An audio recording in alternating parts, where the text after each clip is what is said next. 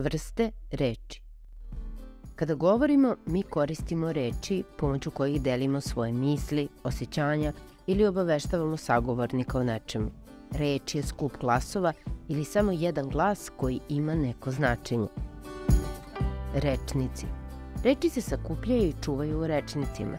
To su knjige u kojima se popisuju reči jednog ili više jezika.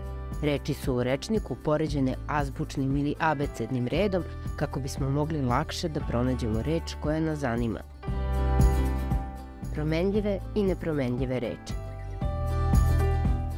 U našem jeziku postoji 10 vrsta reči, 5 promenljivih i 5 nepromenljivih.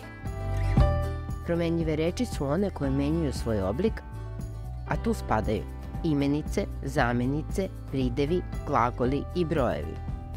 Nepromenljive reči su one koje nikada ne menjaju svoj oblik, a tu spadaju predlozi, prilozi, neki su promenljivi, uzvici, veznici i rečice.